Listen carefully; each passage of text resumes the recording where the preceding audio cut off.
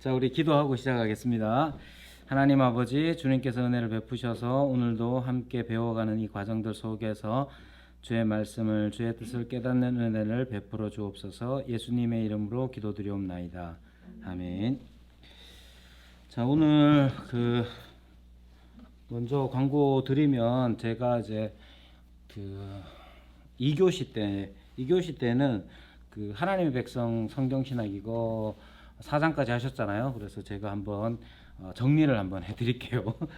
자, 정리를 해드리고 그래 한번 정리를 하고 나야 또 이제 또 달려갈 수 있겠죠. 그래서 한번 정리를 해드리도록 하겠습니다.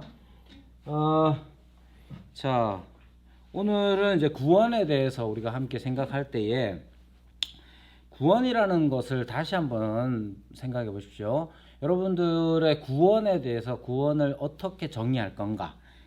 여러 가지 정의할 수 있겠죠. 근데 이제 저는 어떻게 정의를 했냐 하면 이제 변화에 초점을 맞췄습니다. 변화. 자, 잘 보이실란가? 흰색이라서. 자, 변화에 초점을 맞춰서 이제 구원이란 뭐냐 하면 이전의 본성의 상태에서 변화해서 이제 은혜의 상태로 돌입하는 것이죠. 자, 그러면 이 본성의 상태는 뭐냐 하면 두 가지입니다. 인간의 상태가 죄악성과 그리고 비참함. 죄악성과 비참함에 있는 상태가 본성의 상태예요. 그래서 이 비참함 속에서 그러면 중요한 건 뭐냐면 아무리 비참해도 스스로 그것을 이겨낼 수 있다면 비참한 게 아닌 거죠. 비참해서. 그래서 이 본성의 상태에 덧붙여지는 게 뭐냐면 능력의 부분.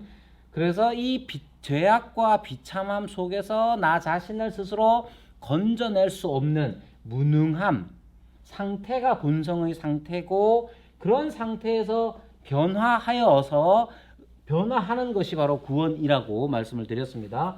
그래서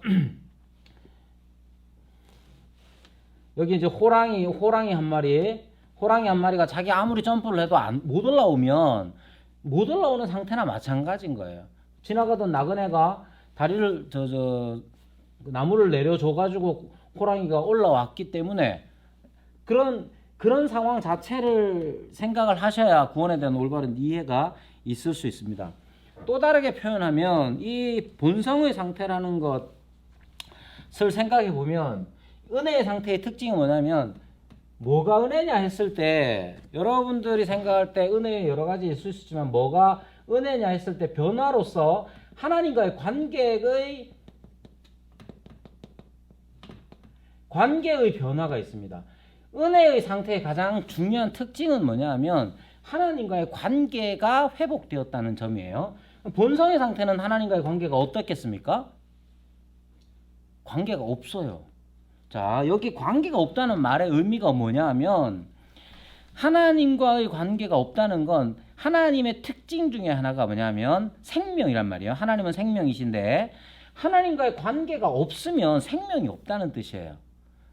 그럼 하나님과의 관계가 회복됐다면 하나님과의 생명의 관계, 즉 하나님이 부르시면 대답도 하고 하나님이 말씀하시면 순종도 할 수 있는 관계에 들어왔다는 걸 의미하는 겁니다.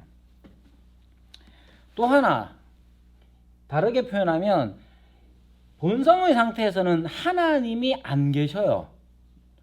하나님이 안 계시는 게 뭐냐 하면 실존적 의미에서 하나님이 계시지 않는다는 뜻입니다. 즉 이런 말 하잖아요. 애들이 자기 자녀가 하도 말을 안 들으면 내가 네 아버지가 맞냐고 물어보잖아요. 얘야 내가 네 아버지가 맞느냐 이렇게 물어보지 않습니까? 그 말과 같은 의미죠. 하나님이 안 계시는 데가 안 계실 수가 없잖아요. 하나님은 모든 사람에게 모든 사물과 온 우주에 충만히 계시는 분이죠. 그럼에도 불구하고 시편의 말씀처럼 어리석은 자는 그 마음에 이르기를 하나님이 없다 하는 거예요. 입으로 내는 게 아니라 그 마음에 이르기를 하나님이 없다 하는 거예요. 그게 본성의 상태의 가장 큰 특징이죠. 은혜의 상태에 들어왔다는 건 뭐예요? 하나님이 계시는 상태로 된다는 것이고, 하나님이 계심을 우리가 아는 것, 그것이 바로 은혜의 상태의 특징인 것이죠. 그것을 구원이라고 하는 겁니다. 자, 지금 세상 사람들 많이 있지만 착하게 사는 사람, 돈 잘 버는 사람, 뭐 잘생긴 사람, 온갖 사람들이 많이 있지만 그 모든 사람들이 다 하나님의 계심을 믿거나 혹은 하나님이 계시다 하는 조건 속에서 살아가는 게 아니란 말이에요. 교회 다니는 사람은 어떻습니까? 매주일 교회 출석하는 사람, 매주일 교회 출석을 하는 사람은 하나님의 계심을 알고 믿고 그렇게 합니까? 그래야 되죠. 그래야 되는데 그건 여러분들이 돌아보시고 생각하시면 돼요. 목사님들은 여러분들이 예배당에만 와서 있으면 다 그런 줄 알고 있습니다. 하지만 여러분들 자신은 알죠. 그것을 점검할 필요가 있고요. 자, 그러면 하나님의 계심, 하나님과의 관계를 한번 생각해 보십시오. 계시다 하는 것도, 계심에 관한 것도 여러분들 생각해 보면 지금 제가 여러분들하고 이렇게 같이 앉아 있단 말이에요. 여기 현장에 세 분이 계시는데 여기 제가 있잖아요. 근데 이 중에 세 분 중에 한 분이 여기 있음에도 불구하고 제가 강의함에도 불구하고 계속 주무셔. 그런 분이 없지만 그 계속 주무신다고 칩시다. 그러면 그것은 어떤 의미겠어요? 실질적으로 있다는 의미에 어긋나는 것이죠. 자, 하나님이 계시다 하는 것 안에는 그 은혜의 관계, 은혜의 상태 안에서 하나님이 계신다, 하나님이 계시다 하는 것은 하나님이 하나님으로 계셔야 하는 거예요. 하나님이 하나님으로 계시는 것의 가장 중요한 특징 중에 하나는 하나님이 우리를 사랑하시는 분으로 우리와 함께 계시는 것이죠. 그러니까 하나님이 우리와 함께 계시되 그냥 가만히 앉아 계시는 게 아니라 우리를 사랑하시고 우리는 하나님의 사랑을 받으며 또한 하나님을 사랑하는 그 관계 안으로 들어온 것이고 그렇게 변화된 것이 뭐라고요? 구원이라고 하는 거예요. 구원, 그래서 단지 그냥 구원을 생각할 때에 죽으면 천국 가는 거요 정도로만 생각하시면 사람들이, 그래서 세상 사람들이 자꾸만 기독교의 천국을 비웃습니다. 어떻게 비웃느냐? 거기 가가지고 영원토록 산다는데 어떻게 영원토록 살래? 이렇게 물어요. 실제로.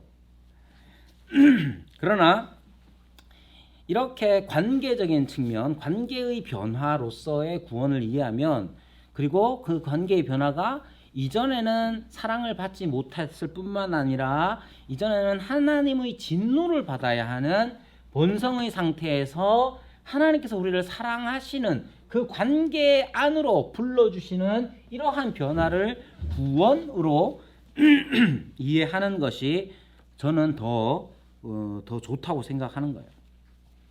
이렇게 하나님과의 관계 안으로 들어온 상태를 다르게 표현하면 뭐라고 그러냐면 거룩이라고 합니다. 거룩. 여러분, 거룩이라는 말 많이 들어보셨죠? 거룩. 자, 거룩이 무슨 뜻입니까? 자, 여기 계신 분들이 대답해 주셔야 돼요. 여기 줌으로 보시는 분들은 대답하면 안 돼요. 자, 거룩이 무슨 뜻입니까? 잘 안 지어지는구나. 거룩이 무슨 뜻이에요? 자, 자, 거룩이 무슨 뜻입니까? 거룩 엄청 많이 듣잖아요. 진짜로 몰라서 대답을 안 하시는 거예요? 예. 예, 누가 대답을 하시는 것 같은데. 예, 거룩이라는 그럼 제가 그냥 답을 드릴게요. 이제 의미적으로, 단어적으로 히브리어의 거룩이라는 말의 뜻은 구별되었다는 뜻이, 그러니까 구별이라는 게 접근할 수 없음이라는 뜻입니다. 자, 접근할 수 없음이라는 것이 거룩의 뜻입니다. 자, 제가 음속으로 다 했고요. 이제 자, 거룩이라는 말 기본 개념은 접근할 수 없음이라는 뜻이에요. 하나님은 어떤 분이세요? 거룩하신 분이죠. 그 말은 뭐냐? 하나님은 우리가 접근할 수 없는 분이에요. 그래서 이 거룩이라는 개념, 즉 기본 개념이 접근할 수 없음이라는 것인데, 그래서 하나님은 거룩하시다라고 하는 이 말은 하나님의 속성으로서 이해하는 게 아니라, 자, 하나님의 속성이라고 하면 하나님의 성품을 얘기하죠. 하나님은 의로우시다, 하나님은 사랑이시다, 또 하나님은 성실하시다, 이렇게 속성으로 이제 표현할 수 있잖아요. 거룩은 그런 속성 가운데 하나가 아닌 거예요. 그 첫 번째로 중요한 개념입니다. 자, 거룩은 접근할 수 없음이라는 기본 개념을 가지고 있어서 하나님이 거룩하시다라고 했을 때에는 하나님은 우리와 다른 분이잖아요. 여기 있는 우리 모두는 다 피조물이잖아요. 이 세상에 있는 모든 것들은 다 하나님에 의해서 만들어졌잖아요. 그죠? 그러므로 하나님은 이 피조물과는 완전히 다른 분이에요. 하나님은 그래서 피조물과 완전히 다른 분으로서 거룩하신 분이라는 말입니다. 자, 그러면 이 하나님의 접근할 수 없음이라는 이 감각을 언제 누가 어떻게 익힐 수가 있느냐 하면 이런 거예요. 여기에서 거룩, 우리가 쉽게 생각하는 거룩의 윤리적 의미가 나오는 것인데, 이것을 이제 신학적 용어로는 이제 위엄의 의미라고 합니다. 이런 거는 이제 알 필요는 없고, 자, 이게 무슨 말이냐면 하나님이 거룩하신 분이라서 기본적으로 우리는 하나님께 접근할 수 없어요. 그런데 하나님께서 우리와 관계를 맺어 주시면, 우리가 하나님을 뵙게 되면, 하나님을 뵙게 되면 우리에게서 느껴지는 것들이 있죠. 뭐가 있겠습니까? 오호라, 나는 뭐냐 하면 죄인이다 하는 걸 하나님 여호와의 사자를 만난 사람들이 다 고백합니다. 그래서 뭐라 그럽니까? 나는 죽겠구나, 이렇게 얘기하죠. 자, 여호와 샬롬, 샬롬이란 말 기도원이 쓰죠. 기도원이 언제 샬롬합니까? 샬롬의 뜻이 뭐예요? 샬롬의 뜻은 살롬. 원래는 죽어야 되는데 살롬. 웃자고 한 소리입니다. 자, 왜냐하면 기드온이 여호와의 사자를 배웠는데, 여호와의 사자가 기드온을 찾아왔는데 기드온은 여호와의 사자인 줄 모릅니다. 여차저차 해서 자기가 깨닫죠. 어떻게 깨닫습니까? 이분이 여호와이시구나, 여호와의 사자이시구나 라고 깨닫고 난 다음에 자기가 죽을 것 같다는 걸 알게 되죠. 느끼게 되죠.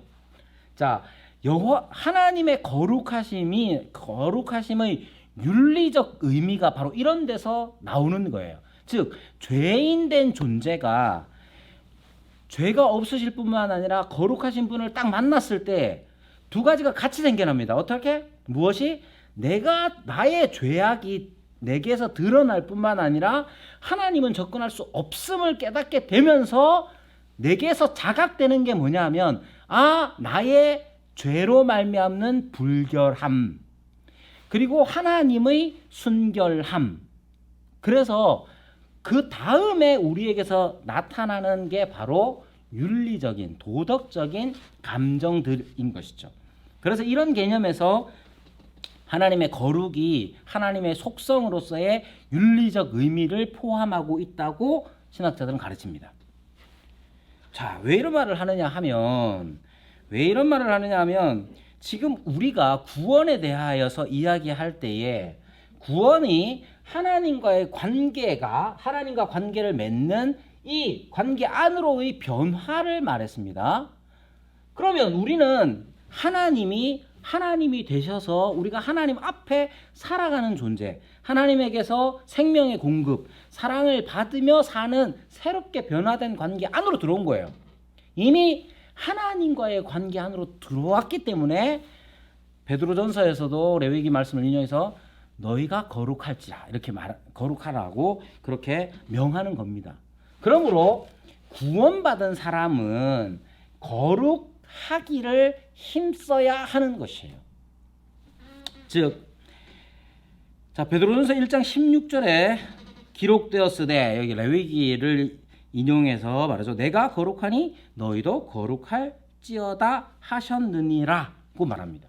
그러니까 이전에는 하나님과의 관계가 전혀 없어서 하나님의 진노밖에 받을 수 없는 자가 이제 하나님께서 은혜를 베푸셔서, 구원하시는 은혜를 베푸셔서 하나님과의 관계 안으로 들어왔기 때문에, 이미 거룩하신 하나님 안으로 들어왔기 때문에 우리는 당연히 따라오는 것 중에 하나가 뭐냐면 성화, 거룩해지는 것이 당연한 결과인 것입니다. 자, 왜 이렇게까지 이야기를 하느냐 하면, 이제 교재에 보시면 성화의 주체에 대해서 말합니다. 성화의 주체. 자, 거룩해지는 것. 거룩해지는 것, 누가 거룩해지는 겁니까? 성화란 거룩해지다 하는 뜻인데, 거룩해지는 것 누가 거룩해지는 겁니까? 우리가 거룩해져야 되는 거예요. 자, 재밌는 게 뭐냐면 거룩이라는 말이 구약에서는 하나님에게만 거의 사용됐습니다. 그런데 신약으로 와서는 거룩이라는 이 단어가 대부분 하나님께 적용되거나, 하나님에 대해서 당연히 거룩하신 하나님이시지만 하나님에 대해서 하는 게 아니라 신자들을 향해서 거룩이라는 단어를 많이 씁니다. 엄청 많이 씁니다. 그 말이 바로 신약과 구약을 구분짓는 특징 중에 하나가 되는 거예요. 거룩이라는 게 이제 우리도 하나님 안으로 들어왔기 때문에, 자, 하나님 안으로 들어갔다는 개념이 뭐냐? 자, 뒤에서도 하나 더 얘기를 하겠지만, 여러분, 우리가 구원받았다는 것은 그리스도의 몸의 지체가 되었다는 뜻이에요. 그리스도의 몸의 지체. 자, 그리스도가 그러면 뭐가 되느냐면 머리가 되시고, 우리는 그의 몸의 지체가 되는 거죠. 그래, 이 말은 뭐냐면 머리와 몸에 무엇이 머리고 무엇이 이런 것보다도 아주 이걸 이제 뒤에서 할 건데, 신비적 연합이라고 해서 그리스도와 그의 신자, 그의 백성들은 연합되어 있어요. 하나가 되어 있는 거예요. 그렇게 그리스도께서 그런 일을 하신 거예요. 이게 왜 중요하냐면, 그리스도께서 그동안 창세 전부터 아버지께로부터 받은 그 사랑을 우리는 그의 몸으로서 이제 받게 되는 거예요.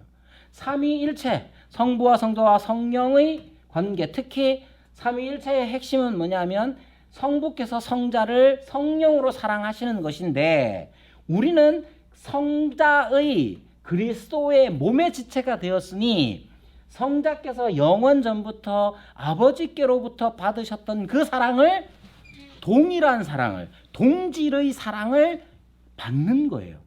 뭐 때문에? 우리가 예뻐서가 아니고 우리가 그리스도의 몸의 지체가 되었기 때문에 그래요. 그게 뭐예요? 그게 구원이에요. 그러면 이제 하나님 안에 있는 자가 되었기 때문에 우리는 거룩을 행하는 자가 되어야 하는 것이죠. 그래서 이 구원과 성화라는 것 자체가 다른 것이 아니라 같은 의미일 수도 있는 거죠. 구원받은 사람은 곧 거룩해진 사람이자 거룩해지는 사람인 것이죠. 자, 그러면 주체가 누구냐 했을 때, 자, 성화의 주체가 누구냐? 누가 거룩해져야 되는 겁니까? 당연히 우리가 거룩해져야 되죠. 그런데 우리가 거룩해져야 한다는 말의 뜻을 종종 윤리적 의미로만 생각합니다. 윤리적 의미. 즉, 이 말은 뭐냐면 쉽게 얘기하면 착하게 살아라. 착하게 살아요. 자, 교회 다니면 착하게 살아야 됩니까? 안 살아야 됩니까? 착하게 살아야 됩니다. 교회 다니면 정직해야 되죠? 다 정직해야 됩니다. 자, 그런데 이 거룩이라는 걸 윤리적 의미로만 자꾸만 생각하는 경우가 많아서 그래요. 자, 거룩의 윤리적 의미가 없는 게 아니에요. 아까 말씀드린 것처럼 거룩이 접근할 수 없음이라는 개념이지만, 그 하나님 앞에 선 사람들이 느끼는 대부분은 자기 죄로 말미암는 불결함이에요. 나와 비교되는, 내 앞에 계시는 이분은 나와 다른 죄의 불결함이 없는 순결하신 분이구나라는 걸 깨닫기 때문에 결과적으로 우리 입장에서 윤리적인 개념들이 막 드러나게 되는 거란 말이에요. 그래서 거룩을 윤리적 의미로도 사용하기도 합니다. 그래서 너희가 거룩해라, 거룩한 삶을 살아라 했을 때에 윤리적인 삶과 별반 다르지 않는 것처럼 보이기도 하고 이해되기도 해요. 그러나 그렇게만 생각했을 때에 성화의 주체를 인간 자신으로만 생각을 합니다. 이렇게 되면 이것이 굉장히 이제 뭐 교회의 역사를 다 이야기할 수는 없지만 이것은 뒤에 가면 뒤에 이제 완전 성화에 대해서 이야기할 때 잠깐 다루도록 하고요. 기본적으로 성화의 주체, 누가 우리를 거룩하게 하느냐에 있어서는 교재에 나와 있는 대로 이것은 하나님의 초자연적 사역으로 이해해야 합니다. 자, 즉 무슨 뜻이냐면 하나님의 초자연적 사역이라는 것은 하나님께서 우리를 거룩하게 해 주신다는 거예요. 자, 그 증거가 뭐냐? 여러분 적으십시오. 데살로니가 전서 5장 23절, 히브리서 13장 20절 21절. 자, 여기 데살로니가 전서 5장 23절과 히브리서 13장 20절 21절에 뭐라고 나오냐면 이것을 성부 하나님, 성부의 사역으로 묘사합니다. 거룩하게 하는 것, 그것은 성화, 이거 누가 하는 일이냐? 성부의 사역이다. 이렇게 표현하고 있습니다. 자, 두 번째, 요한복음 15장 4절. 요한복음 15장에 유명한 비유가 있죠? 뭡니까? 포도나무 비유입니다. 포도나무, 나는 포도나무요, 너희는 가지니. 자, 예수님은 포도나무요, 우리는 뭡니까? 가지. 그러면 이게 뭐냐 하면 그리스도와, 예수 그리스도와 우리가 생명의 연합, 생명으로 연합되어 있다라는 점이에요. 그러므로 열매를 맺는다 했을 때 그 열매는 가지의 열매가 아니죠. 가지의 열매가 아니라 나무의 열매일 거 아니에요.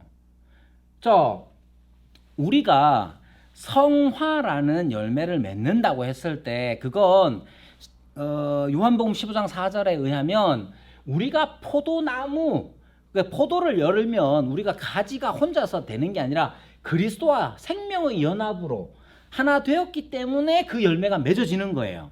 그러니까 거룩의 열매라는 것도 예수 그리스도와의 생명의 연합의 열매인 것이지 내가 어떻게 노력해서 되는 게 아니다 라는 점이 우선 강조돼야 됩니다. 뒤에 가면 또 다른 내용이 나오는데 오해하지 마시고. 자, 그래서 두 번째, 아까 15장 요한복음 15장 4절 말씀드렸고 두 번째 이어서 15장 4절과 갈라디아서 2장 20절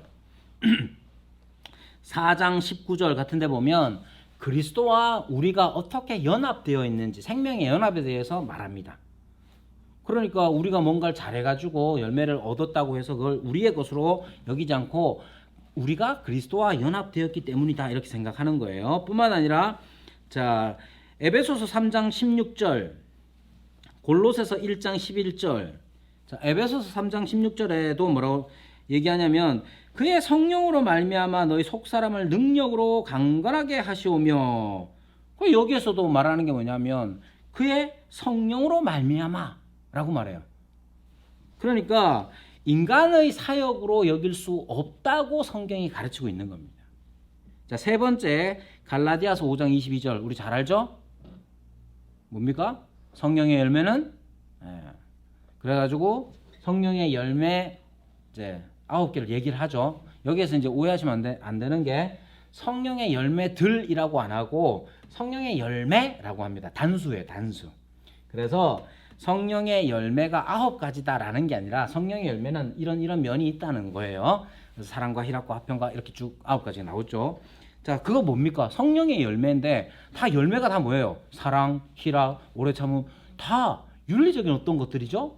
그걸 뭐라고 합니까? 우리가 사랑을 해서 사랑을 열매를 맺었다 이렇게 하지 않고 성령의 열매라고 말합니다.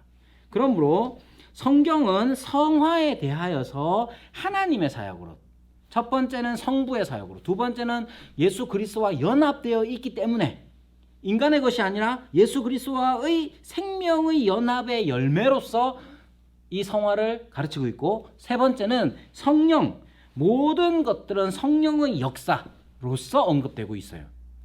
그렇기 때문에 성화의 주체가 누구냐? 그것은 하나님께서 하시는 것이니까 초자연적 역사역이라고 하는 거예요. 하나님의 역사, 하나님의 사역이다 라고 생각을 하시면 되고요. 자, 그러면 또 하나, 어떻게 하시는가? 하나님께서 성부와 성자와 성령, 이 하나님의 사역으로서의 거룩하게 됨, 성화는 어떤 방식으로 이루어지느냐 하면 두 가지 방식으로 이루어집니다. 펜이 잘 나오는 펜이 없네.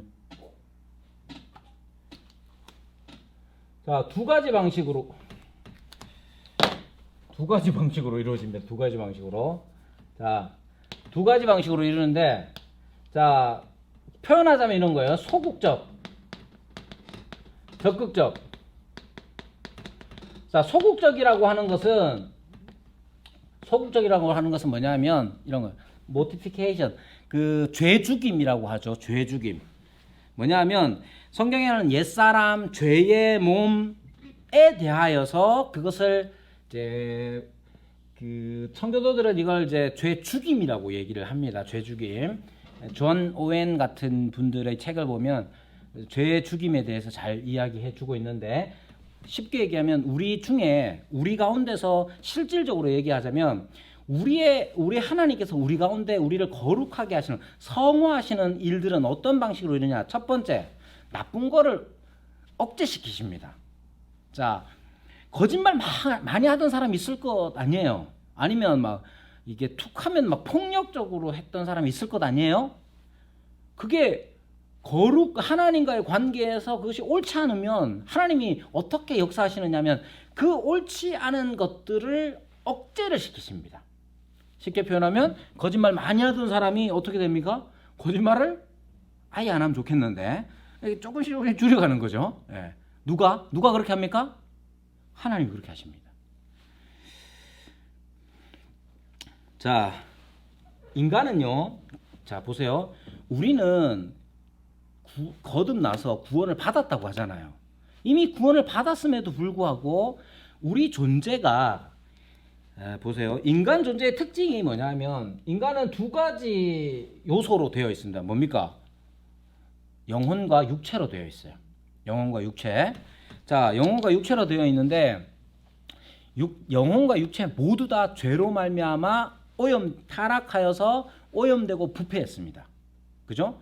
예수 그리스도를 믿을 때에 우리의 영혼은 거듭나죠. 그래서 새로운 영혼이 돼요. 새로운 영혼이 된다는 건 뭐냐? 제가 계속 하던 방식으로 설명을 하자면, 이전에는 하나님이 없었어요. 근데 거듭난 영혼의 가장 중요한 특징은 하나님이 계셔. 나를 사랑하시고 내가 또 그 사랑을 받으며 계셔. 우리 육체는 어떻습니까? 우리 육체는 죄로 물들어 버려가지고, 죄로 물든 상태에서 우리 영혼의 거듭남이 있어서 영혼과 육체의 밸런스가 잘 안 맞아요. 우리는 그래서 우리 생활 습관이나 모든 면에 있어서 죄에 오염된 상태를 육신을 벗어버리지 못하고 있는 거예요. 그런 상태에서 우리에게 있는 이 소극적인 하나님의 사역의 소극적인 측면은 그러한 죄의 육신으로 말미암는 여러 가지 모자라고 부족하고 악한 것들을 억제시키시는 겁니다. 두 번째, 적극적인 의미로서 우리 거듭난 영혼에 어울리는 행동을 하게 하십니다. 거듭난 영혼에 어울리는 행동이 뭐냐? 하나님의 사랑을 받고 그 사랑을 따라서 순종하는 삶이 우리 육체 속에서 이루어지도록 하나님께서 역사하신단 말이에요. 성화가 어떻게 이루어지느냐? 자, 첫째, 하나님이 하시는 것인데 어떻게 이루어지느냐? 죄를 죽이고 죄를 억제시키십니다. 두 번째, 우리에게 생겨난 새로운 생명, 하나님을 향한 그 새로운 생명을 발현시키는 거예요. 그렇게 성화가 이루어지는 겁니다. 그러면 우리는 뭐 하냐? 가만히 있으면 되냐? 그게 아니고 성화의 특징은 두 번째 성화의 주체를 생각할 때 반드시 알아야 될 것은 신자가 협력하는 하나님의 사역이에요. 이게 안 써야 되겠다. 이게 안 져가지고. 자, 신자가 협력하는 하나님의 사역입니다.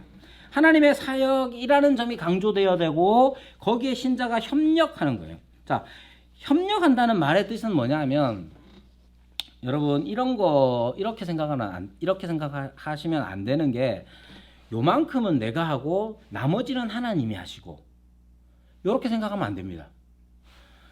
그런 의미에서 협력한다는 말이 아니에요. 하나님께서는 우리에게 성령을 주셔서 성령께서 우리를 위하여 간구하시죠. 또한 우리는 그 성령께 기도와 정성으로 협력할 것을 하나님께서는 우리에게 요구하십니다.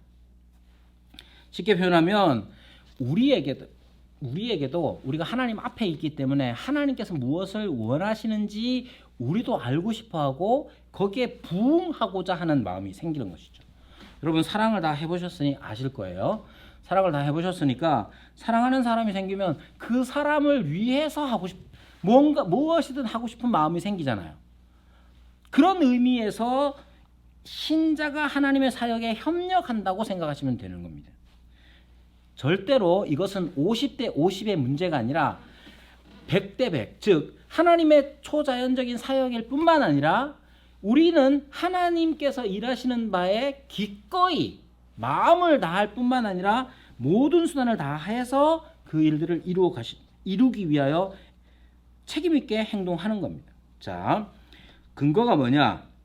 로마서 12장 9절, 16절, 17절. 여기 뭐라고? 로마서 12장 9절에 악을 미워하고 선에 속하라. 로마서 12장 9절에 그렇게 말합니다. 악을 미워하고 선에 속하라. 하나님이 다 하신다면서요. 아까 소극적 적극적 말씀드렸죠. 하나님이 죄악을 억제시키시고 선을 우리에게 하신다면서요. 그럼에도 불구하고 성경은 우리에게 악을 미워하고 선에 속하라고 말해요. 명령하세요. 그러면 그 말 들으면 우리 어떻게 해야 됩니까? 그렇게 하려고 해야 되는 거잖아요. 그게 바로 성화인 거예요. 자, 고린도전서 6장 9절 10절, 갈라디아서 5장 16절에서 23절 다 뭐냐 하면 유혹 그리고 악한 행동에 대해서 경고하고 있는 거예요. 뿐만 아니라 이렇게 악한 행동에 대해서 반복적으로 경고하실 뿐만 아니라 거룩한 삶에 대해서는 계속해서 권면하십니다. 자, 두 가지 말했죠. 하나님은 죄를 억제시키시고 새 생명을 발현시키시는데 성경에서는 이렇게 우리에게 경고를 하실 뿐만 아니라 거룩한 삶을 계속 명령하십니다. 그것에 대해서는 로마서 8장 12절에서 13절, 12장 1절, 2절, 17절 이런 데 보시면 돼요. 자, 그래서 이 성화의 특성이라는 것은 뭐냐 하면, 자, 성화의 특성은 뭐냐 하면 인간과 하나님의 사역. 그러나 핵심은 인간이 아니라 성화의 주체가 하나님이시다. 자, 이걸 관계적으로 생각하면 쉬워요. 관계적으로 생각하면 쉽습니다. 즉 하나님께서 나를 하나님의 진노 아래 있는 나를 건지셔서 하나님의 사랑의 대상이 되게 하셨어요. 그죠? 그렇게 하신 분이 그 사랑으로 우리에게 하나님과 같이 되라고 말씀을 해주세요. 이미 하나님 안으로 불러주셔서 하나님과 같이 되라고 하셨으니 그 모든 것들을 다 하나님의 사역으로 이해하는 것이 더 합당하잖아요. 근데 자꾸만 성화를 윤리적인 어떤 것으로만 생각을 하면 어렵게 되는 겁니다. 자, 그래서 성화의 특성은 인간 및 하나님의 사역입니다. 그러나 하나님이 주체이신 하나님의 사역이라는 것을 분명히 기억하셔야 되고, 두 번째는 이것은 성령의 직접적 사역입니다. 인간과 하나님의 사역이 돼 이것은 또한 성령의 직접적 사역입니다. 그럼 성령께서 어떻게 역사하시느냐? 성화를 위해서 우리에게 어떻게 역사하시느냐? 여러분 여러분들이 얼만큼 경험하셨는지 몰라도 성령께서 자고 있는데 성령께서 빨리 일어나라, 게으르면 안 된다 말씀해 주시는 경우가 없잖아요. 그러니까 성령께서는 우리의 의식의 영역에서 우리로 하여금 지속적인 실천 또 지속적인 어떤 행위들을 하게끔 깨닫게 해주시는 거예요. 그래서 이것을 마치 우리가 하는 것처럼 생각을 하도록 하시는 겁니다. 그럼에도 불구하고 분명히 앞서 말씀드린 것처럼 성화는 하나님의 사역으로서 인간이 우리가 하나님의 사역에 협력하는 것, 그런 사역으로 이해를 하셔야 됩니다. 자, 성화에 대한 이해와 태도에 있어서 이제 간단하게 얘기하자면 이런 거예요. 그럼 성화는 우리는 얼만큼 이룰 수 있을까? 여러분, 성화는 이 땅에서의 성화는 완전히 이룰 수 있는가? 이 생에서의 완전한 성화를 주장하는 사람들이 있고 이 생에서 불완전한 성화, 완전히 성화를 이룰 수 없다, 완전히 거룩해질 수 없다고 말하는 사람이 있습니다. 우리는 어떤 쪽일까요? 여러분은 어떤 것 같아요? 여러분은 나는 완전해 이런 사람 있습니까? 예, 줌에서는 있는지 모르겠네요. 예. 자, 이 생에서의 완전한 성화를 주장하는 사람들이 생각보다 가까이에 있습니다. 자, 교회사적으로 보면 펠라기우스 그리고 로마 카톨릭 뿐만 아니라 로마 카톨릭의 그 주된 개념인 이제 세미 펠라기아니즘, 반 펠라기우스주의와 또 하나 웨슬리주의자들이 있어요. 자, 웨슬리주의자들이 누구냐면 웨슬리가 누구냐? 예. 존 웨슬리죠. 존 웨슬리. 가끔 여러분들 설교 때도 이제 예화로 들었을 법한 웨슬리인데 이 사람들의 계통이 넓게 얘기하면 감리교, 성결교, 침례교 이쪽입니다. 다 그런 건 아니에요. 다 그런 건 아니고 대부분이 웨슬리안들의 특징이 바로 완전 성화를 주장합니다. 완전 성화를 주장하면 좋을 게 뭘까요? 끊임없이 애를 쓸 수 있잖아요. 불완전 성화를 이야기하면 핑계대기가 쉽잖아요. 아이고 인생 다 그렇지 뭐. 신앙생활 하더라도 뭐 힘든데 뭐 어떡하겠어. 또 핑계 댈 수 있잖아요. 그 완전 성화를 주장하면 스스로도 마찬가지고 교회적으로도 마찬가지예요. 스스로도 마찬가지고 우리는 부지런히 우리가 이 애를 써가지고 이 땅에서 완전한 성화를 이루자라고 할 수가 있는 거예요. 그러면 신앙생활에 도움이 될까요, 안 될까요? 고민을 많이 해보십시오. 고민을 많이 해보시고 대신 신학적으로 뿐만 아니라 성경적으로 옳지는 않습니다. 자, 우선 완전 성화를 주장하는 완전주의 교리를 주장하는 사람들이 핵심은 뭐냐면 우리는 율법의 요구에 부응할 수 있는 상태에 도달할 수 있고 결과적으로는 죄 없이 생활할 수 있다고 주장합니다. 누가?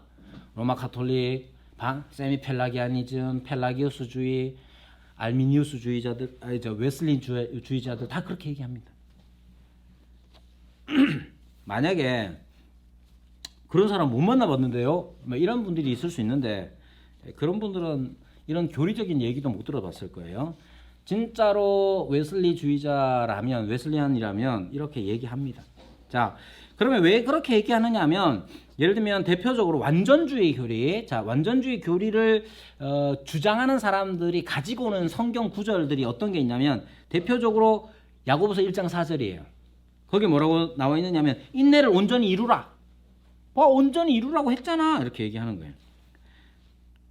베드로전서 2장 21절에 보면 그리스도의 본을 따라라 이렇게 얘기해요. 그리스도께서는 우리에게서 온전히 사셨던 분이니까 우리도 그렇게 그리스도처럼 온전히 살아야 된다 이렇게 주장합니다. 그 외에도 뭐 여러 가지가 있는데 그러면 완전주의에 대해서 어떻게 해야 되느냐 보십시오. 우리에게 더 익숙한 건데 성경은 우리가 이 세상에 살면서 죄를 범하지 않는 사람이 한 사람이라도 있다고 말합니까? 없습니다. 그렇게 말하지 않습니다. 또한 아까 얘기한 대로 우리는 죄의 육신을 가지고 있잖아요. 죄로 물든 이 육신을 어떻게 없애죠? 어떻게 없앱니까? 쉬운데 죽으면 돼요. 죽으면 됩니다. 죽기는 싫죠? 자, 죄의 육신을 벗을 수가 없어요. 죄로 물들어 버린. 여기에 죄로 물들었다는 건 제가 얼굴이 좀 탔을 텐데 이런 의미가 아니라 이미 우리 몸에 배어 있는 악한 습성들, 오염된 죄의 상태를 벗어버릴 수가 없습니다. 그럼 어떻게 하냐? 죽는 거밖에 없어요. 그래서 우리 믿음의 전통에 있는 뭐 예를 들면 청교도 전통에 있는 분들도 죽음이라는 것 자체를 너무 저주스럽게 생각하지 않았어요. 구원받은 영혼에게 죽음이라는 것은 저 천국으로 가는 현관문을 통과하는 것과 같다. 그렇게 생각했단 말이에요. 죽음이라는 것은 자 그래서 그러면 죽고 난 다음에 영혼과 육체가 분리되고 나면 인간은 영혼만 있죠. 그래서 천국에 지금 낙원에 있는 영혼들도 온전한 인간이라고 할 수가 없는 게 육체가 없기 때문에 그래요. 그럼 언제 육체를 받죠? 주님이 재림하실 때 받는 거예요. 그때의 육체는 어떤 육체냐? 예수 그리스도의 부활의 육체를 받게 되잖아요. 그건 죄로 물들지 않은 새 몸이 되어서 거듭난 영혼에 어울리는 육체, 거듭난 부활의 육체를 받게 되는 거예요. 그걸 몸서 그리스도께서 보여주셨잖아요. 그래서 우리로 하여금 이 죄와 싸우는 우리로 하여금 소망을 갖게 하셨습니다. 얼마나 감사한 일입니까? 그게 뭡니까? 그게 구원이고 그날을 바라보며 지금 현재 죄의 육체의 정욕을 죽이는 일이 성화인 거예요. 자, 그래서 성경에는 하나님의 자녀들의 생활에서 육신과 성령 간의 계속적인 전투가 있을 것이며 최고의 자녀들도 아직 완전을 위해서 노력하고 있습니다. 그리고 뿐만 아니라 마태복음 6장 12절 13절 요한일서 1장 9절에 보면 죄의 고백과 용서를 위한 기도가 계속적으로 요구되고 있습니다. 그러니까 완전주의자들의 이 이야기들은 주장들은 사실은 율법의 요구에 부응할 수 있다는 것 자체, 율법 자체를 굉장히 낮추든지 여하튼 그런 면들이 있습니다. 그래서 우리가 이해할 때에 여러분들 이 세상에서 불완전한 완전한 성화를 이룰 수는 없지만 우리는 계속해서 장성한 분량에까지 자라가야 한다는 이 말씀을 기억하면서 계속 자라가는 것에 초점을 맞춰야 됩니다. 그리고 또 하나 반드시 이해하셔야 되는 것은 성화라는 것은 성령의 역사인데 성령께서 어떻게 역사하시냐? 여러분 이런 거 있잖아요. 이제 포도주 잔 이렇게 쫙 피라미드처럼 쌓아 올려가지고 제일 꼭대기에 잔 하나에 쫙 이렇게 부으면 쫄쫄쫄 넘쳐가지고 자 성화도 그런 식으로 자 성령께서는 우리 작은 그릇 만약에 우리가 거듭난 영혼이라면 마치 그릇이 작은 것과 마찬가지예요. 다르게 표현하면 우리가 할 수 있는 일이라는 게 성화라는 것이 별로 없어요. 쉽게 얘기하면 거듭난 영혼은 교회 출석만 잘해도 어릴 때에는 아주 좋은 일이고 그게 성화의 중요한 일인 거예요. 그러나 성령께서 그 잔을 다 채우고 나면 이제 성령께서는 그 그릇을 넓혀 주시고 키워 주신단 말이에요. 그래서 또 장성한 분량 가득 차는 일들이 일어나야 되는 거예요. 성령의 주관하에. 그러니까 성화라는 것도 요까지는 성화야 이게 아니라 계속해서 진행해가는 과정으로서를 이해를 해야 됩니다. 그러니까 저 사람은 실수할 수 있잖아요. 저 사람은 왜 저러나? 구원 받았나? 이렇게 말하지 않고 그 사람도 그 여정 가운데 있음을 인정하는 것 중요합니다. 자, 여기까지 하고요. 10분 쉬고 다시 시작하도록 하겠습니다.